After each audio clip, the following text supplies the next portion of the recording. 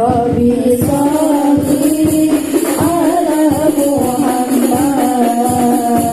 ya Rabbi salli alaihi wasallim, ya Rabbi salli ala Muhammad, ya Rabbi salli alaihi wasallim. Assalamualaikum warahmatullahi wabarakatuh. Alhamdulillah, syukurillah ala nikmatillah, la haula wa la quwata illa billah, amma ba'du. Hadratul karamih, para alim berbagai disebut kehormatan yang terhormat Bapak Ibu Guru Pondok Pesantren SMP Tahap Madrasatul Ulum, anak-anak santriwan-santriwati Pondok Pesantren Madrasatul Ulum, SMP Tahap Madrasatul Ulum yang kami banggakan.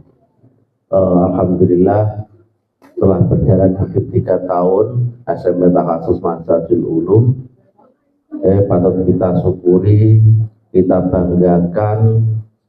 Yang dulu kalau kami lihat yang paling dasar itu Mas Sopo itu Ilham. Mas Ilham saja bersuara saja tidak kedengaran. Alhamdulillah saiki ajine wis berapa Mas Ilham? Berapa? 16. Separuh luweh. Alhamdulillah, ini kita syukuri. Nek sing ngomong gede kaya ade lho gak masalah. Ade terus berapa Den? 15. Kowe 15? 14? Loh, masa digalap nganu Ilham kowe? Jarang ngaji, Pak. Jarang ngaji. Yo maklum nek ade ngene lajune suwe bah wae gedut. Jadi didelok sing kaya ngono kuwi. Jangan kekurangannya. Jadi pondok pesantren itu bukan karena porsi makanannya. Pondok pesantren manane kok sebak, bakso, hamburger, mie ayam itu jenenge pondok. Nggih, ngaleh mangan. Ngaleh mangan. Pondok yang mangan yang bisa nak lagi cerita. Memang cerita mesti cerita ben mangane intip gosong. Ceritane mesti ngono, saiki gak intip gosong. Ambek listrik. Mangane ini yo ngono ku. Lah no kene aja no padano nggone warung sapa? Mak sapa? Makru. Mak asakane Umi ambek Buru, ambek bobot yang lain itu tetap berbeda. Bismillah beda. Kenapa Pak?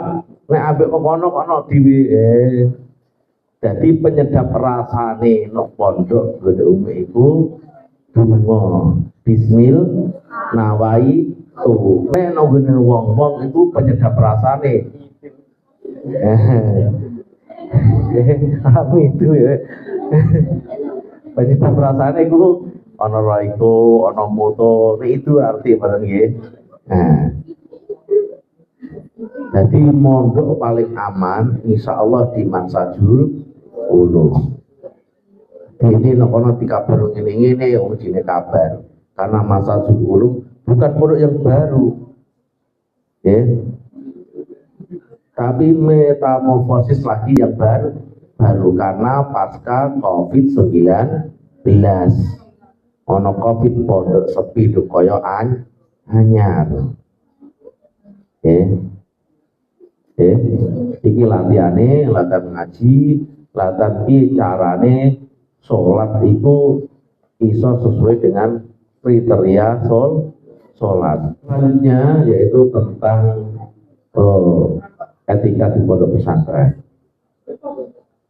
Tolong meskipun tidak bendino dikandakno nek melanggar ini dihukum ini tidak seperti itu.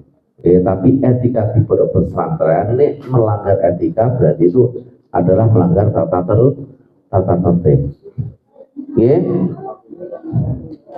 Demikian yang bisa kami sampaikan. Sekali lagi mohon untuk hikmah Isra Mi'raj tentang sholat diperhatikan sekali. Tentang tata tertib dan etika pondok mohon untuk dijaga dengan baik. Mari kita menjadi yang lebih baik. Assalamualaikum warahmatullahi wabarakatuh. Assalamualaikum warahmatullahi wabarakatuh. Bismillahirrahmanirrahim. Alhamdulillahi wa kafa. Wassalatu wassalamu ala sayyidina Muhammadinil Mustafa wa ala alihi wa ashabihi ahli sidqi wal wafa. Qala Allah ta'ala fi kitabihil karim, a'udzu billahi minasy syaithanir rajim. Bismillahirrahmanirrahim. Subhanalladzi asra bi'abdihi lailan minal masjidil haram ilal masjidil aqsa. Al-ayah. Amma ba'du. Dumateng umi saha keluarga dalem ingkang tansah kinurmatan, sedaya asatid wa asatidzah mansajul ulum ingkang kawula hormati, santriwan santriwati, siswa siswi mansajul ulum rahimakumullah. Monggo ingkang pertama kita tansah nambahi syukur kita wonten ngersanipun Allah Subhanahu wa taala atas wekdal ingkang dipun paringaken dumateng kita rupinipun kesehatan lan nikmat sanes-sanesipun sehingga kita tansah pinaringan kesempatan untuk menjadi umat Nabi Muhammad yang dibanggakan oleh beliau, yaitu umat yang solih dan solihah. Ucapan Allahumma salli ala sayyidina Muhammad wa ala ali sayyidina Muhammad tansah kita aturaken dumateng junjungan kita Nabi Agung Muhammad sallallahu alaihi wasallam ingkang dinten punika kita ngengeti memperingati hari Isra Mi'rajipun junjungan kita Nabi Agung Muhammad sallallahu alaihi wasallam. Hadirin wal hadirat, asatidz wa asatidzah, talibin talibat rahimakumullah. Kita dinten punika ngengeti peringatan utawi kejadian ingkang istimewa, ingkang luar biasa. Inggih punika kejadian ingkang dipun alami dening Kanjeng Nabi Muhammad sallallahu alaihi wasallam ingkang terjadi di tahun ke-10 Hijriah. Di tahun ke-10 saking kenabianipun Kanjeng Nabi Muhammad sallallahu alaihi wasallam. Tentunipun setiap peristiwa punika wonten kronologinipun, wonten penyebab ingkang nyebabaken Kanjeng Nabi dipun lampahaken dening Allah Subhanahu wa taala arupi Isra lan Mi'raj. Sebabipun pertama inggih punika Kanjeng Nabi wonten tahun ke-10 panjenenganipun diangkat dados nabi. Wonten tahun ingkang dipun wastani tahun kesusahan utawi amul huzni. Inggih punika tahun kesusahan. Mengapa Kanjeng Nabi susah? Kaya kue tentune kabeh wong itu pernah seneng, pernah susah. Artinya semua kejadian itu tidak paten. Nek kue lagi susah, kue berharap kesusahan cepat hilang, timbullah kesenangan. Saat ini kamu baru mengalami zaman kesusahan. Semua waktumu diatur. Program setiap jamnya kamu diatur. Kue dong dalam hati berontak. Wong urip ora merdeka. Ngene ra oleh. Itu semua tujuannya untuk ketika kamu sudah lepas, sudah mencapai target, maka akan timbul yaitu kesenangan. Ibarat kehidupan ini adalah di hadapan kamu, iki kok atek-atek apa iki? Iku di nganu jadal. Sing kepenak sing ndi? Sing iki. Sabut sing anu iku. Nah, ya, ana bedane. Mau tekan di? Kita hidup ini ibarat di hadapan kita disuguhi 2 gelas. Yang satu teh manis, es jijih ditambah jumbo. Sing segelas berupa teh pahit. Ketika seseorang, siapapun orangnya, yang dihabiskan dulu itu teh manisnya, maka dia akan mengalami kesusahan setelah teh manisnya habis. Artinya masa mudamu itu adalah masa yang menentukan di masa tuamu.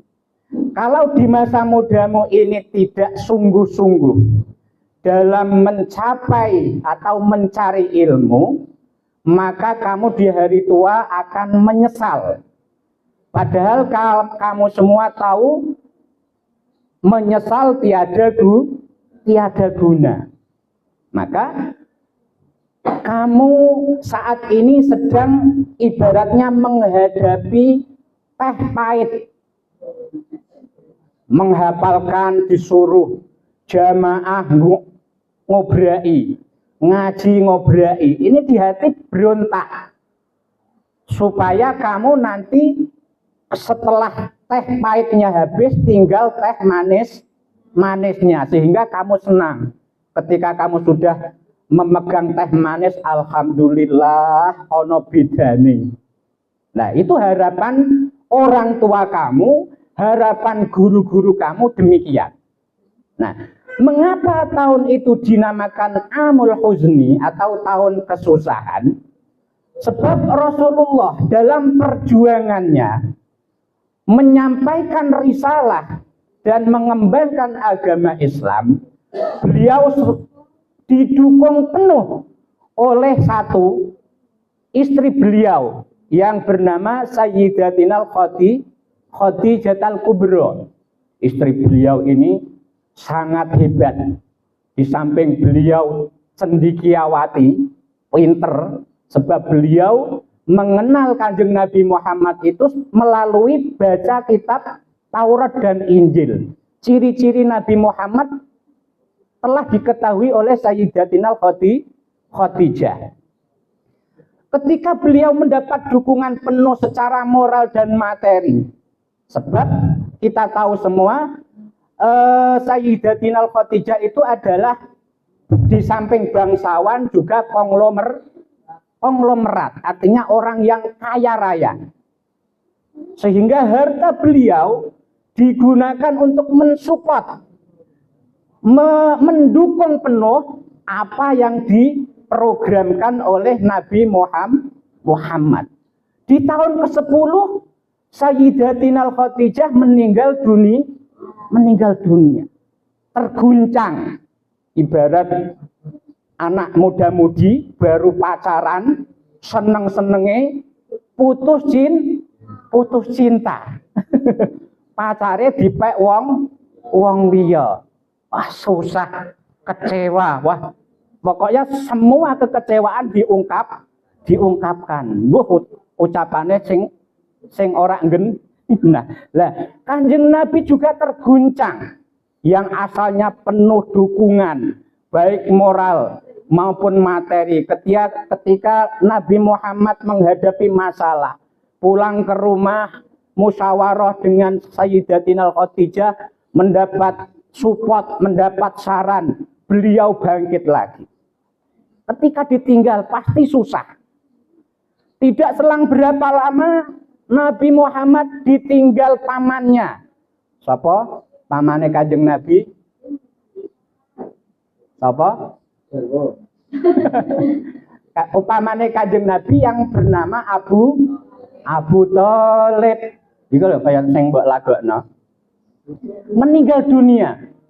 Padahal Abu Thalib ini ada kontroversi, perbedaan pendapat para ulama. Ada yang mengatakan bahwa Abu Thalib ini sampai meninggalnya tidak mengikuti ajaran Nabi, artinya tidak masuk Islam.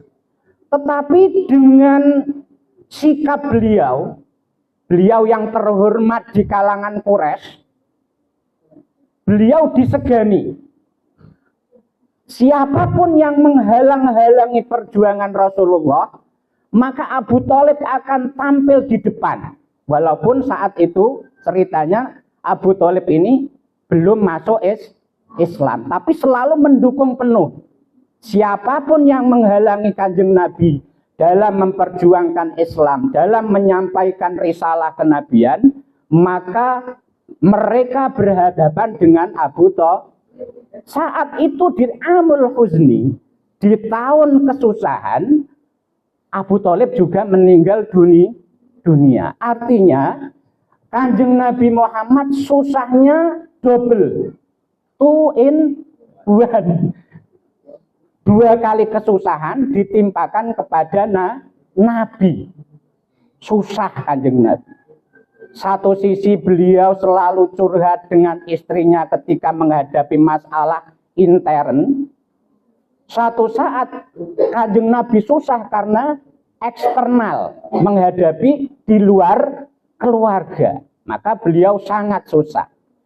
Dalam kesusahan ini, Allah Subhanahu wa Ta'ala yang menciptakan skenario kehidupan Nabi. Sebab kita semua ini susah senang itu kita yakin bahwa itu semua adalah skenario dari Allah, artinya takdir. Nek ra ngerti skenario. Skenario itu alur jalan kehidupan seseorang. Lah kamu saat ini ditakdirkan oleh Allah duduk dan mengkaji ilmu. Kesemuanya itu adalah takdir Allah. Kamu jangan menyesali. Karena hal ini sudah digariskan di buku takdirmu. Kalau kamu bisa melihat di Lauh Mahfuz Akbar contohnya. Di sana ada catatan. Umur sekian Akbar sikapnya demikian, berdomisili di sini. Itu ada di catatan namanya Lauh Mahfuz. Artinya Lauh itu papan tulis, Mahfuz yang dijaga. Maka di sana semua tercatat, baik jelek amal kita, baik jelek kehidupan kita sudah ditentukan di sana. Kita di dunia ini hanya menjalankan skenario Allah. Maka kamu jangan susah. Waduh, aku malah dipesokon modok. Itu jangan. Karena semuanya adalah demi kebahagiaan kamu, demi kebaikan. Nah, ketika Rasulullah susah, ini Allah Subhanahu wa Ta'ala menghibur. Contohnya begini, guru-guru melihat kamu setahun penuh suntuk, disibukkan dengan hafalan, disibukkan dengan kajian, disibukkan dengan kegiatan-kegiatan sehingga wah saake bocah-bocah. Engko iso stres itu hidupnya tidak stabil. Akhirnya malas. Wah, ngapalno males, Pak. Dengan banyak alasan. Maka Rasulullah dihibur oleh Allah dengan rekreasi. rekreasinya tidak seperti kamu, ring kebun binatang. Atau jalan-jalan, itu tidak. Tapi Rasulullah dihibur oleh Allah melalui dua alam, yaitu alam dunia dan alam ruang angkasa, yaitu perjalanan dari Masjidil Haram ilal Masjidil Aqsa. Ini perjalanan darat. Tujuannya apa? Linuriyahu min ayatina. Allah Ta'ala menghibur Rasulullah dengan menunjukkan tanda-tanda kekuasaan Allah. Contohnya kamu kemarin, kamu berziarah ke makom-makom para wali. Ini kalau kamu pikir itu adalah hiburan bagi kamu untuk lebih semangat. Mereka-mereka yang kamu ziarahi, para wali, saat beliau belajar juga susah. Disuruh ngapalno Quran, disuruh ngapalno jurumiyah, dan lain sebagainya, susah. Tetapi ketika beliau itu sudah mencapai apa yang beliau targetkan, maka beliau mulia. Mulia sehingga beliau sudah meninggal, masih seperti orang hidup, diziarahi dari segala penjuru tanah air, bahkan dari luar Indonesia. Itu karena kemuliaan ilmu. Nah, Rasulullah dihibur oleh Allah melalui Isra. Isra itu dari kata asra yusri isra'an.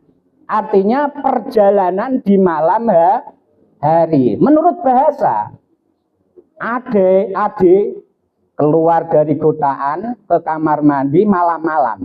Itu Isra, berjalan di malam hari. Oke, aku agar melaku bengi-bengi itu adalah menurut bahasa itu Isra. Bengi-bengi ngeleh lunga ring warung. Itu kan berjalan di masa malam. Wis angko jagem. Nah, tetapi yang dikehendaki itu adalah perjalanan Nabi di masa malam dari Masjidil Haram ilal Masjidil Aqsa. Nah, perjalanan dari Masjidil Haram ke Masjid Aqsa ini perjalanan yang spiritual. Artinya perjalanan dari masjid ke masjid. Kalau kita kan tidak. Perjalanan dari rumah ke sekolah. Ini mampir warung dhisik. Anu Pak, kula menungso boten Kanjeng Nabi ya. Artinya menggambarkan, memberi bimbingan kepada kita bahwa hidup kita, apapun profesi kita nanti, karena semua tidak mungkin jadi guru, tidak. Ada yang menjadi konglomerat, ada yang menjadi pejabat, ada yang menjadi apapun profesinya. Ketika kamu sudah dibekali dengan ilmu agama, maka intinya adalah memberi manfaat.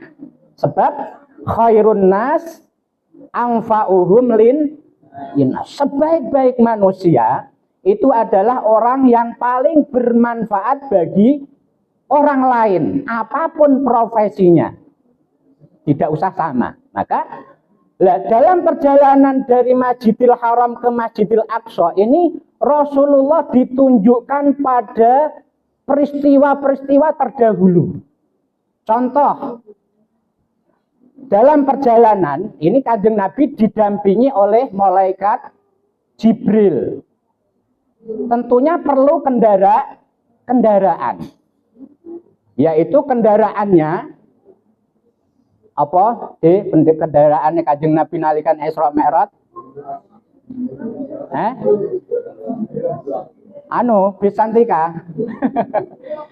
Yaitu buruk. Gambaran buruk itu lebih kecil dari kuda, lebih besar dari keledai. Karena apa? Buruk ini diceritakan di Madarijus Su'ud itu perkawinan silang antara kuda dengan keledai. Jadi lebih kecil. Tapi ada sayapnya. Buruk ini istimewa. Ketika buruk ini turun, kaki depannya yang memanjang seperti sekop. Jadi tidak bergoyang-goyang, tidak, tapi stabil.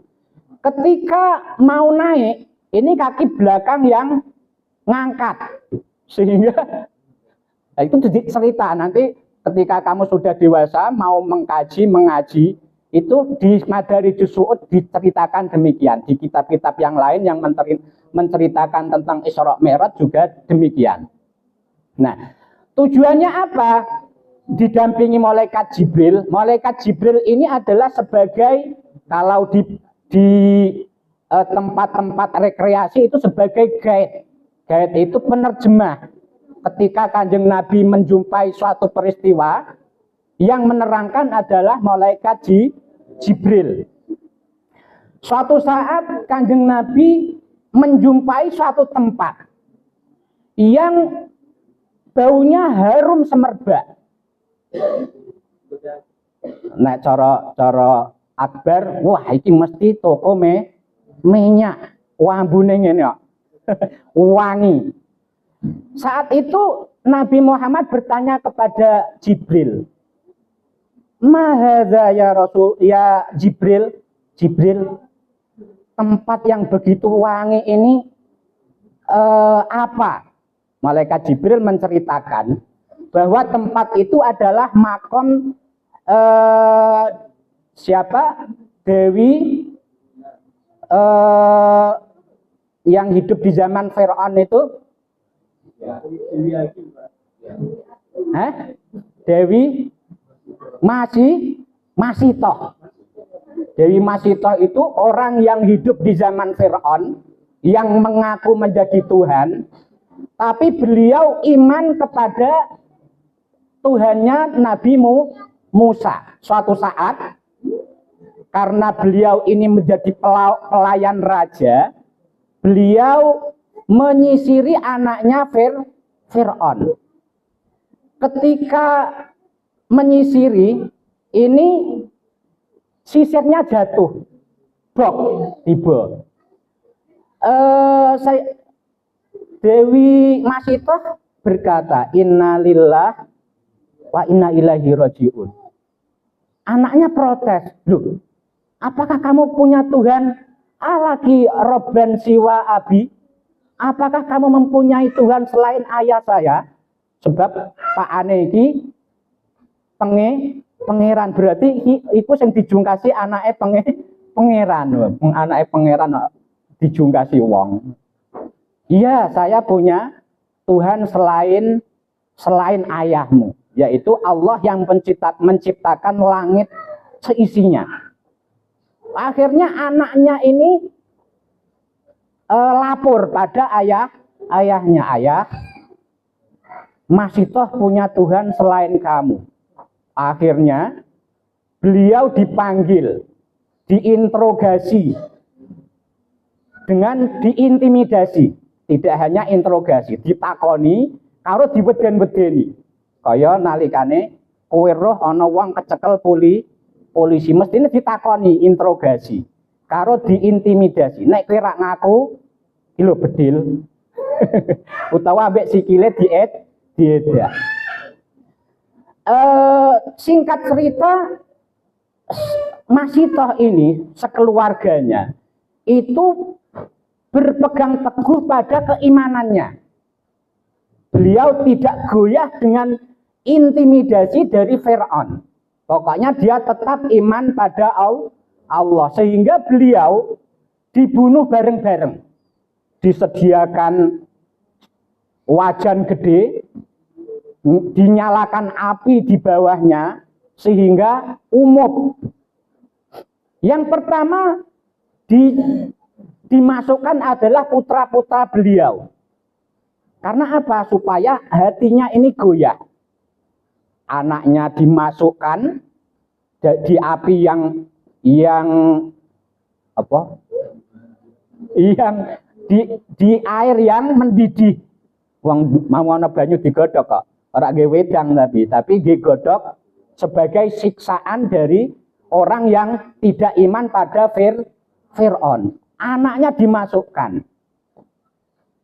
Terus beliau tidak goyah, akhirnya beliau, suaminya dimasukkan. Terus yang terakhir beliau, apapun yang terjadi, keimanan adalah satu-satunya penyelamat, baik di dunia dan akhirat. Seperti yang dinyanyikan oleh Bang Haji Roma Irama, apa Mbah? Ya mboten. Sing iku lho. Jangan sampai lho tertukar lho dengan apapun. Pokoknya lebih baik hidup di gubuk daripada tapi tetap dalam keimanan, daripada hidup di hotel tapi tanpa keimanan. Lebih baik jalan kaki tapi punya iman daripada naik Mercy tanpa keimanan. Itu luru dewi lagune Roma itu ana. Saya penggemar Roma. Tapi sayangnya apa nyekel gitar ewo be anakku. Dia nurun malah. Nah, akhirnya Dewi Masitoh ini juga dimasukkan pada bejana wajan sing gedhe mau, sehingga mati bareng, mati berjamaah. Ketika beliau dimakamkan, ini makamnya begitu harum. Lah itu saat Kanjeng Nabi Isra menjumpai tempat itu. Juga kamu menyaksikan betapa harum makom-makom para wali yang kita ziarahi. Beliau mempertahankan imannya, menggunakan apa yang beliau miliki demi terjaganya agama Islam. Kalau kita baca cerita-cerita para wali, entah itu Mbah Mutomakin, Mbah Matori, Mbah Idris dan lain sebagainya, beliau menghadapi orang-orang yang radikal di luar Islam. Intinya Islam jangan sampai berkembang, tapi beliau berjuang sepenuh hati, jiwa dan raga. Artinya kita, apapun yang kita hadapi nanti, jangan sampai iman kita tertukar dengan kemewahan dunia. Kalau kita mau membaca sejarah orang-orang mu'alaf, orang-orang yang masuk Islam, itu beraneka ragam. Demi mempertahankan keimanannya, beliau-beliau ini mempertaruhkan jabatannya. Kalau kamu di hari Jumat tolong buka mu'alaf. Itu sejarah orang-orang hebat yang mempertahankan imannya. Itu jabatan dan fasilitas yang ketika dia Kristen itu difasilitasi semua. Ketika dia masuk Islam dari nol, bahkan diusir dari keluarga, beliau tetap memilih iman terhadap Islam. Nah itu kamu jangan meniru orang-orang Islam yang masuk Kristen. Karena apa? Orang Kristen yang masuk Islam itu menggunakan akal. Karena dia menemukan dalam Islam kebaikan. Tapi orang-orang Islam yang masuk Kristen itu hanya dua hal. Satu karena perut, yang kedua karena bawah perut. Artinya karena ekonomi dan karena tertarik pada lain jenis. Sing lanang krana seneng wedok, padahal sing wedok Kristen akhirnya melu Kristen, utawa sing wedok Islam, sing lanang Kristen, akhirnya sing wedok melu Kristen. Ini jangan sampai. Maka kamu bercerminlah pada Dewi Masitoh, supaya hidup kita baik di dunia ini maupun di akhirat atau setelah kita meninggal punya kenangan yang baik. Nah, jalan lagi, Kanjeng Nabi menjumpai orang, kelompok orang yang disiksa oleh Allah. Kepalanya ini dipukuli sampai hancur. Begitu selesai, kembali lagi, dipukuli lagi. Begitu seterusnya. Kanjeng Nabi bertanya pada malaikat Jibril, wahai Jibril, mahadza ya Rasul, ya Jibril, ini peristiwa apa ya Jibril?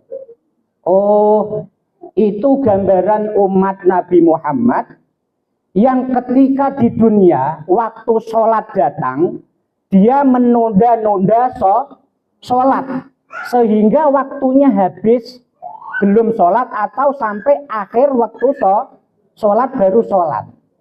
Ini orang yang melakukan sholat tapi dia menunda-nunda, itu pun masih disiksa sedemikian rupa, apalagi meninggalkan sholat. Sehingga dalam Al-Quran itu ada pertanyaan ketika seseorang masuk neraka sakor, itu kan orang yang meninggalkan sholat. Ditanya oleh penjaga neraka, masalakakum fi sakor, di surah apa yuk, sing ahli-ahli Quran itu. Masalakakum fi sakor, apa yang menyebabkan kamu masuk neraka sakor? Dijawab oleh orang yang masuk neraka ini.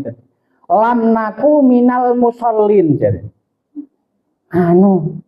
kula getun nalikane tendunya niku kula boten ngelampahi Lah kowe ra Islam. Wah, KTP lan liya-liyane iku ya Islam kabeh. Tapi lam naku minal musallin, kula boten nderek salat. Maka kamu di pesantren ini bejo-bejone wong. Kamu tidak melakukan sholat, dilihat, si Andi kok urung ketok. Atau waktu mau sholat digugai, supaya tidak termasuk orang-orang yang mendapat pertanyaan masalah kagum fi sakor. Artinya kamu bebas pertanyaan itu, wong kamu tidak masuk neraka sakor. Nah itu orang yang menunda-nunda untuk melakukan sholat saja itu masih dihukum sedemikian rupa. Ndase dijur. Mengapa kepalanya? Karena akal itu di kepala tidak digunakan untuk berpikir. Sholat itu perintah Allah. Ketika kamu melaksanakan sholat itu Allah tidak mendapat manfaat. Tapi justru kita yang mendapatkan manfaat dari kebaikan yang kita lakukan. In ahsantum li anfusikum. Ketika kamu berbuat baik, maka kebaikan itu akan kembali kepada kamu sendiri. Wa in asatum falaha. Maka ketika kamu melakukan kejelekan itu dosa dan akibatnya akan kembali kepada kita. Maka setiap kita mau bertindak, entah baik, entah jelek, ini pertimbangkan. Karena dampak dari apa yang kita lakukan kembali kepada kita sendiri. Sehingga tidak ada maidu. Sehingga Allah menyindir, la talumuni. Ketika Allah memerintah kamu kebaikan di dunia, kamu tidak mau. Ketika Allah melarang kejelekan, justru kamu malah lebih semangat. Besok di akhirat kamu menyesal. Lalu Allah mengatakan, la talumuni, kamu jangan apa maido bahasa Indonesianya? Maida. Jangan apa? Sing banter aku pengen ora patah. Bukan membantah, maido. Mencela. La talumuni, kowe aja nyela aku. Nok donya sudah saya sampaikan para ustadz, sudah saya sampaikan para ulama, bahkan kamu bisa membaca sendiri apa dampak yang kamu lakukan, kamu tetap melakukan itu. Mula saiki la talumuni, kamu jangan mencela saya, tapi walumu anfusakum, celalah diri kamu sendiri. Apa ini Pak Anu berdiskusi sendiri Apa itu? Hah? Apa? Iki lho. Manis muki? Iki lho Sogirah iki lho lah. Aja nganu dhewe ah. Sogirah iku cah wedok cilik nek cah lanang Sogir. Sogir sapa iku? Azam Sogir. Nek sapa? Via iku ya via kabira. Wong mbek gede dhewe. Itu ya, untuk sholat siksanya demikian, sudah digambarkan dalam Isra. Lalu Rasulullah berjalan lagi, menjumpai satu kaum. Kaum ini masing-masing orang disediakan 2 porsi makanan. 1 porsi, 1 piring gampangnya. Ini menunya daging yang sudah masak, diolah dengan lezat. 1 piring porsinya menunya berbentuk daging yang masih mentah dan busuk, wes dadi bangkai. Malaikat apa Kanjeng Nabi takok ring malaikat Jibril sebagai penerjemah. Jibril, mahadza ya Jibril. Iki apa? Kaum kok mengkene dapure. Lah kok anehnya kaum ini mereka justru makan hidangan yang daging mentah busuk tadi dengan lahapnya lebih semangat. Nek cara kowe pinter ta bodoh, ana panganan enak mateng lezat bergizi tapi dia memilih makanan yang busuk. Nek cara kowe apa? Wah, ada. Ngene ta iki. Artinya otaknya tidak normal. Rasulullah bertanya pada Jibril, "Wahai Jibril, ngopo kaumku kok ana sing ngene iki piye?" Nggih, Kanjeng Nabi, niku gambaran umate panjenengan ingkang nalikanipun gesang sampun gadah suami, sampun gadah istri, tapi isih selingkuh. Artinya si A wis di bojo, tapi ijeh seneng bojone wong utawa wanita lain, punya will, wanita idaman lain.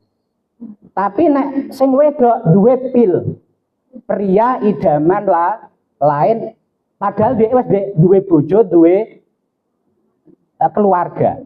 Nah, artinya dia punya makanan yang halal, bergizi, tapi dia milih panganan sing mambu. Nah, itu kita jangan sampai nanti melakukan hal itu.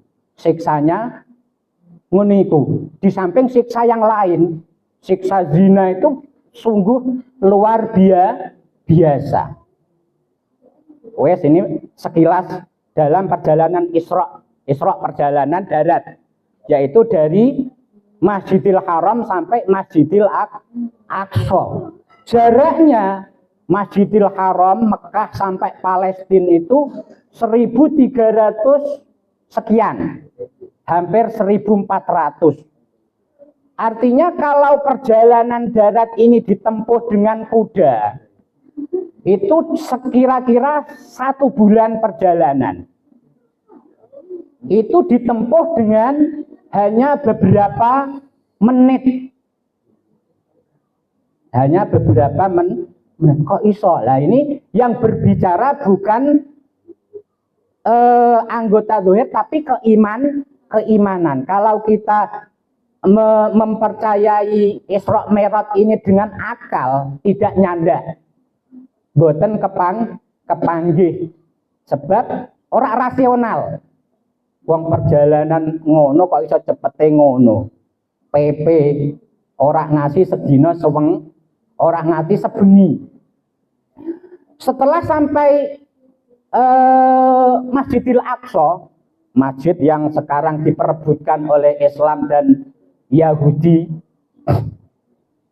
itu beliau sholat berjamaah. Artinya Isra Mi'raj ini juga ajang reunine Kanjeng Nabi karo para nabi sing sedurunge Kanjeng Nabi jamaah nang Masjidil Aqsa. Setelah itu beliau take off cara saiki. Take off itu apa? Munggah langit. Munggah langit pertama tok tok tok tok assalamualaikum. Sebab nok langit ya ono pintune. Kowe urung tahu ah? Aku ya padha wae ceritane. Tapi saya yakin wong apa itu ini diceritakan di kitab. Lah, Kanjeng Nabi juga menceritakan dalam hadis setelah beliau Isra Mi'raj. Lah wong Gus Dur wae iso roh langit ketika dibelah. Wis tahu kerungune ceritane? Gus Dur itu orang hebat. Suatu saat di akhir beliau masih belum menjadi presiden, ada kuota haji gratis. Beliau bersama yang lain termasuk Mbah Mu'ad Thohir itu diajak umroh bukan haji. Pas hajian. Pas hajian tanggal 9 itu hari apa? 9 Dzulhijjah hari Arafah. Wong burung tahu kaji ya. Kowe dikon melu kaji moh. Aku dikon melu Pak Saipul kon melu kaji wae moh. Kon melu ndaut deh. Nah, saat itu Gus Dur tanggal 9 beliau mengomando jamaahnya nanti pas setelah khutbah Arafah, sebab di Arafah itu ada khutbah. Kamu memandang langit. Saat langit terbelah dua, kamu berdoalah, terutama minta selamat dunia dan akhirat. Itu ada di cerita-cerita karomahnya Gus Dur. Tuh sing mbok waca apa? Sing mbok waca iku apa? Sing rak ngenah-ngenah. Nah, Kanjeng Nabi di langit pertama itu bertemu dengan Nabi Adam. Tapi sebenarnya ketika membaca Al-Barjaji dalam peringatan Isra Mi'raj itu membaca Summa Usriya itu. Sebenarnya seharusnya saya lupa tadi. Nah, ini kan diceritakan bahwa di langit pertama bertemu Nabi Adam. Nabi Adam ini tingginya 60 meter. Tinggi sekali. Kanjeng Nabi cilik. Nah, terus masing-masing setiap tingkatan langit bertemu dengan para nabi. Kanjeng Nabi minta doa dan didoakan selamat dan lain sebagainya. Di langit yang terakhir yang ketujuh bertemu dengan Nabi Musa. Kalau nabi-nabi yang lain ini perjumpaannya hanya sebentar. Tidak banyak komen. Ora kaya kowe yang roh mbok komen enggak. Hanya Nabi Musa yang banyak komentar. Sebab beliau bukan iri. Umat yang terakhir kok malah derajatnya ngungkuli Nabi Musa, yaitu bisa sowan kepada Allah. Nabi Musa ingin melihat Allah saja. Dalam cerita di Al-Quran itu beliau disuruh melihat ke gunung. Itu saja beliau sudah so'iko. Mbah ayatnya apa? Pokoknya ana so'ikone. Nabi Musa semaput. Lagi roh apa nur. Ora nur sapa iku ora. Cahayane Allah sing dititipno nang gunung. Nabi Musa so'iko semaput. Kanjeng Nabi sowan ring Sidratul Muntaha. Lah di langit ketujuh ini berjumpa dengan Nabi Musa. Nabi Musa banyak memberi saran. Engko ngaji liya wektune mek sedelok iki. Tur ora ana bayarane.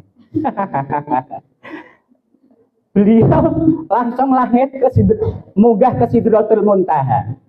Sampai sana Rasulullah itu duduknya seperti duduk apa tawarruk. Tawarruk itu duduk seperti tahiyat akhir begini. Beliau menyampaikan hormat kepada Allah yang kamu baca setiap sholat di tahiyat. At-tahiyatul mubarakatus sholawatut thayyibatu lillah. Itu dokumen atau dokumentasi yang selalu kita baca, dibaca oleh seluruh umatnya Nabi setiap sholat. Artinya kenangan Rasulullah dengan Allah ketika Mi'raj di Sidratul Muntaha. At-tahiyatul mubarakatus sholawatut thayyibatu lillah. Kanjeng Nabi muni ngono. Allah menjawab. Tapi jangan dibayangkan dong Allah jagungan kayak kue ngopi ini aja. Tapi dianggap suara tok ngono ae. Wong Gusti Allah itu gak bisa dibayang. Allah menjawab. Assalamu alaika ayyuhan nabiyyu wa rahmatullahi wa barakatuh. Bon, engko ceritanya. Jadi ada dialog. Ketika Rasulullah menyampaikan penghormatan, at-tahiyah itu penghormatan yang baik dan lain sebagainya hanya milik Allah, lillah. Allah menjawab melalui suaranya. Atau suara malaikat juga bisa. Artinya versi ini berbeda pendapat para ulama. Assalamu alaika ayyuhan nabi wa rahmatullahi wa barakatuh. Salam sejahtera wahai nabi, dan rahmat Allah, warahmatullahi, dan keberkahan dari Allah. Tapi ketika nabi diberi penghormatan yang begitu besar, begitu terhormat oleh Allah, Nabi masih ingat umatnya. Nabi menjawab lagi, Assalamu alaina wa ala ibadillahi sholihin.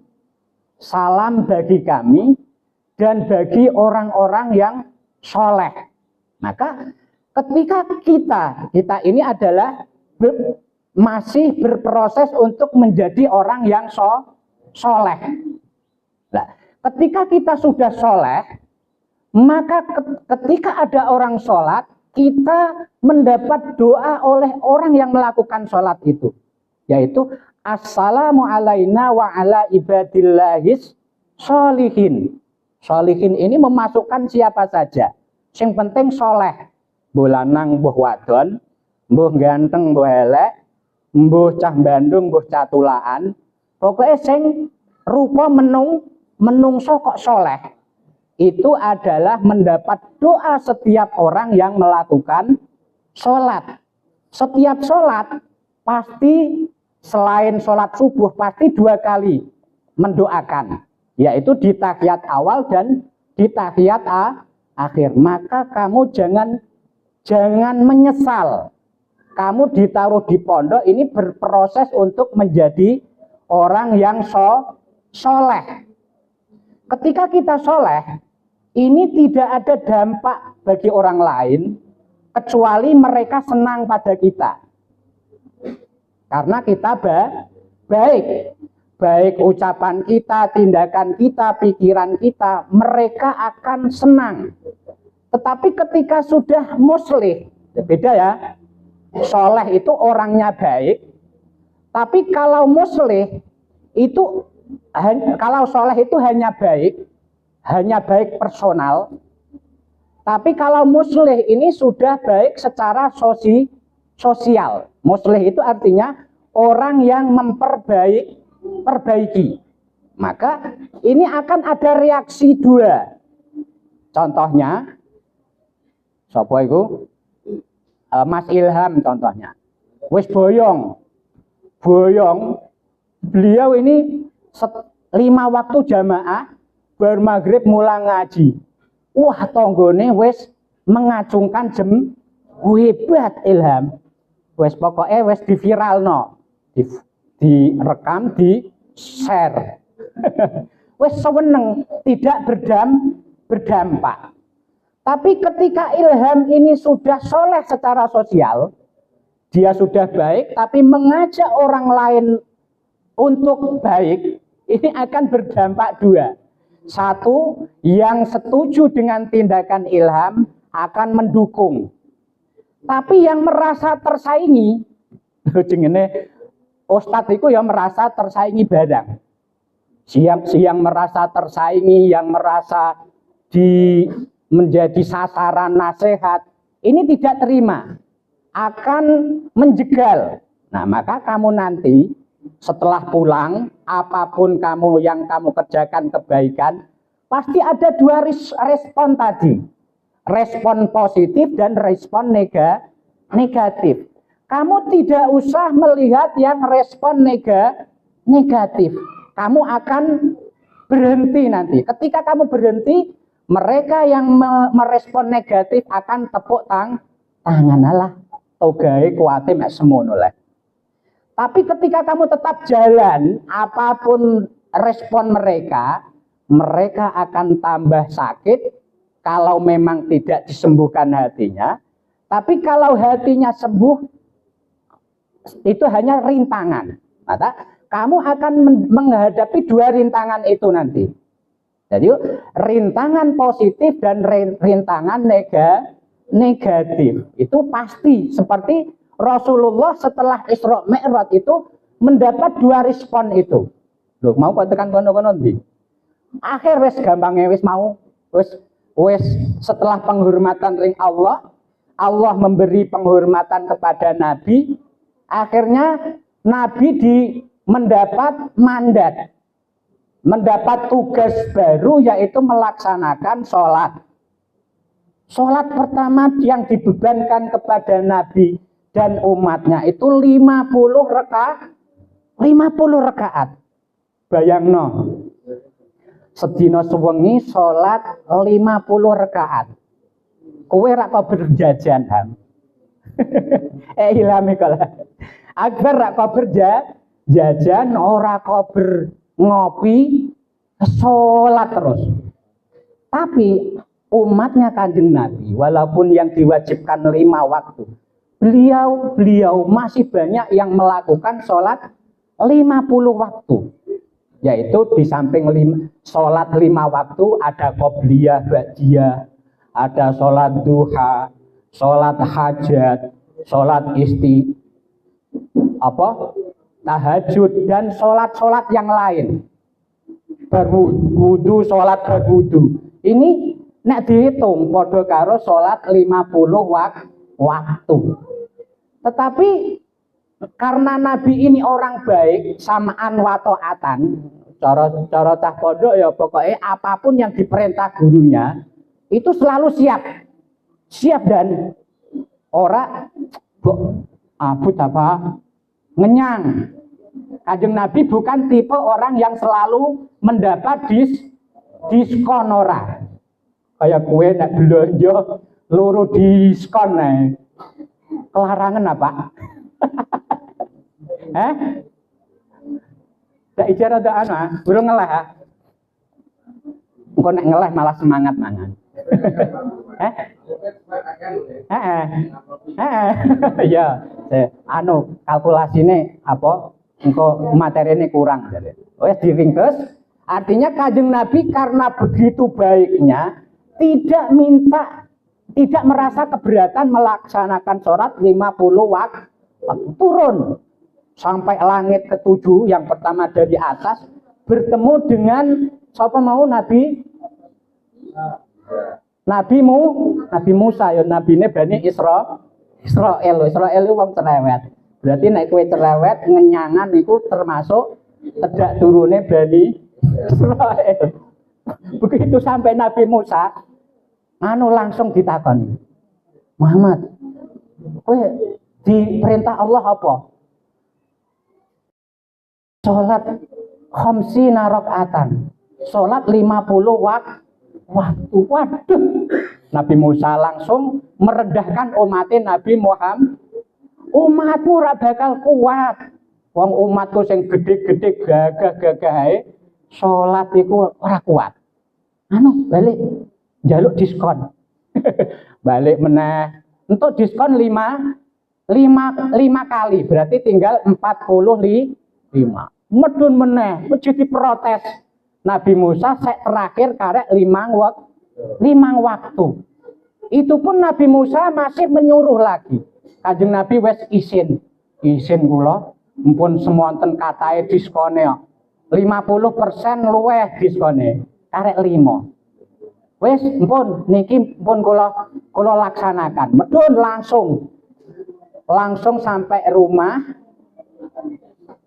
itu bertemu dengan Khadijah, Abu Bakar. Abu Bakar langsung membenarkan apapun yang diceritakan oleh Nabi, beliau selalu membenarkan dan beriman. Jangankan hanya Isra Mi'raj, cerita yang dialami oleh Nabi lebih dari itu, Abu Bakar tetap membenarkan, sehingga beliau diberi lakop julukan Abu Bakar As-Siddiq, yang selalu membenarkan apa yang disampaikan oleh Kanjeng Nabi. Maka kita pun sebagai umatnya harus selalu membenarkan cerita-cerita tentang pahala dan siksa, itu harus kita terima. Kalau yang informasi tentang pahala kita lebih semangat untuk melakukan, untuk mendapatkan pahala, yang informasi tentang siksa kita menghindari itu supaya kita tidak mendapatkan siksa. Kiranya cukup. In wajadtum khalala, ketika kamu mendapatkan ketidakpasan dari saya, arju minkum al-afwa, saya berharap maaf. Wa in wajadtum shadiqan, ketika kamu mendapat kebenaran, huwa min indillah, itu dari Allah. Sehingga kita sudah terpenuhi, yaitu tawasau bil haq wa tawasau bis sabr. Wal afu minkum. Wassalamualaikum warahmatullahi wabarakatuh.